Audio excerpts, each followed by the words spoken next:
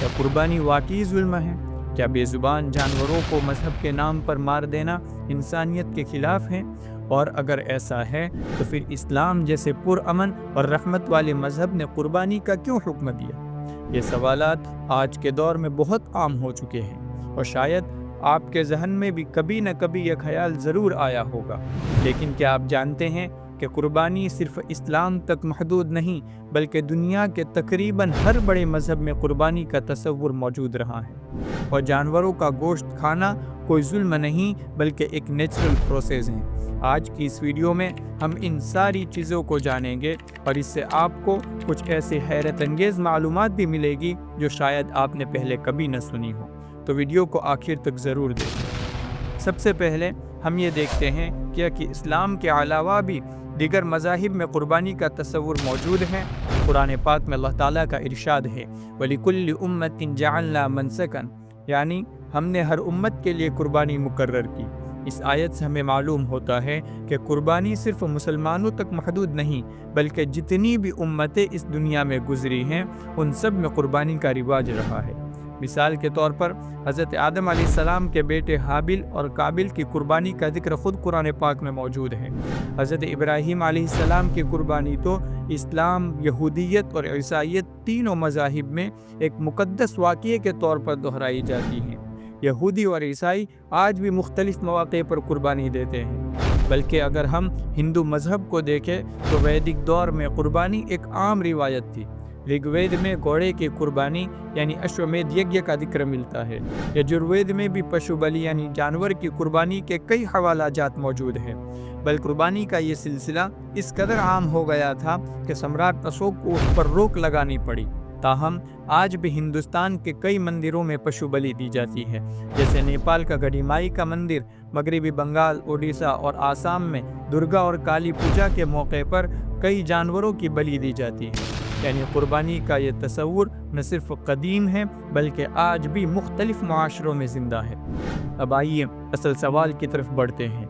क्या जानवर की कुर्बानी देना वाकई जुल्म है? क्या किसी बेजुबान मखलूक को मार कर उसका गोश्त खाना गैर इंसानी अमल है? चलिए अक्ल और फितरत की रोशनी में समझते हैं। इसको हम दो तरीके से समझने की कोशिश करेंगे। एक सिर्फ इंसानी बनावट को देखकर और दूसरा नेचर और पूरी कायनात को सामने रखकर। ज़मीन पर खुराक के हिसाब से तीन ही तरह के जानवर पाए जाते हैं। नंबर 1 हर्बीवोर, यानी ऐसे जानवर जो सिर्फ घास खा सकते हैं, जैसे हिरन, गाय, भैंस।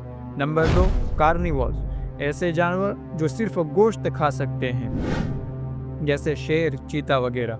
और तीसरे हैं ओमनिवोर्स, जो घास भी खा सकते हैं और गोश्त भी, जैसे बंदर और भालू।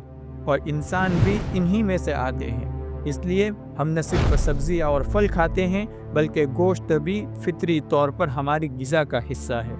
अगर इंसान सिर्फ पत्ते खाने वाला होता तो हमारे दांतों की साख्त, हमारा निज़ाम हज़म और जिस्म की ग़िज़ाई ज़रूरत बिल्कुल अलग होती, मगर नहीं। कुदरत ने हमें ऐसे दांत दिए जो गोश्त चबाने के लिए बने हैं। अब अगर गोश्त खाना इंसान की फितरत में शामिल है तो जानवर को मारकर खाना एक नेचुरल और जायज़ अमल है, कोई जुल्म नहीं। अब बात करते हैं नेचर की। कुदरत का कानून है कि एक की फना में ही दूसरे की बका है। दुनिया का हर जानदार अपनी ज़िंदगी को कायम रखने के लिए किसी दूसरे जानदार की ज़िंदगी लेता है और यही कुदरत का निज़ाम है। डार्विन से लेकर रिचर्ड डॉकिन तक बड़े बड़े बायोलॉजिस्ट और साइंटिस्ट का ये मानना है कि natural selection favour survival, but survival demand feeding and feeding always cost life of plant, bacteria और एनिमल। कुदरती इंतखाब बका को तरजीह देता है, मगर बाकी रहने के लिए खुराक ज़रूरी है और खुराक हमेशा किसी न किसी की ज़िंदगी की कीमत पर हासिल होता है। इसी तरह आप किसी भी बड़े बायोलॉजिस्ट को उठाकर पढ़ ले, सबका एक ही दावा है, ज़मीन पर कोई भी जानदार उस वक्त तक ज़िंदा नहीं रह सकता जब तक वो किसी और की ज़िंदगी न ले। सोचे, इस धरती पर जिंदा रहने का मतलब ही है किसी और की मौत। बगैर किसी को मारे यहाँ जीना मुमकिन ही नहीं।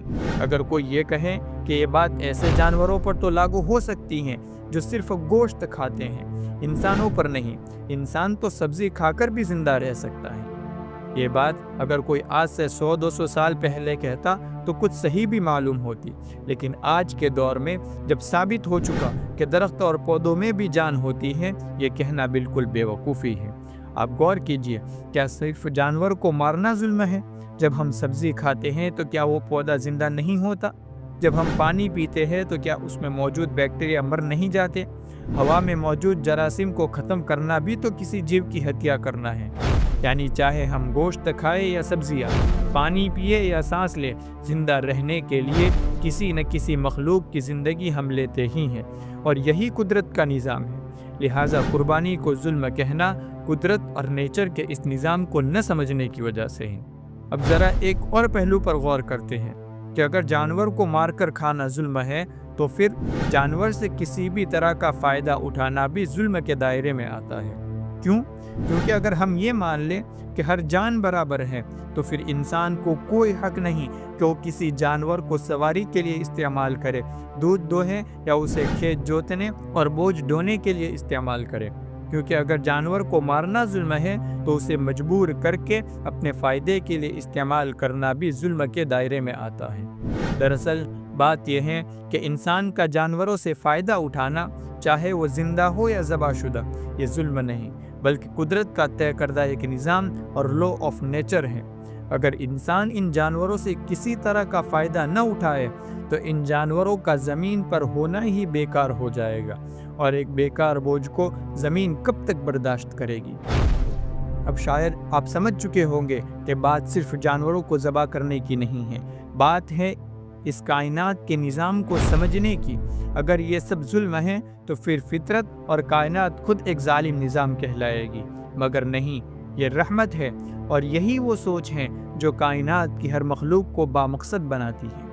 ویڈیو اچھی لگی ہو تو لائک کرے اور اس کو جتنا ہو سکے اتنا زیادہ سے زیادہ شیئر کرے، تاکہ ہر مسلمان جان سکے کہ اسلام نے جو قربانی کا حکم دیا ہے یہ ظلم نہیں بلکہ انسان کی ایک ضرورت اور فطرت کے عین موافق ہے۔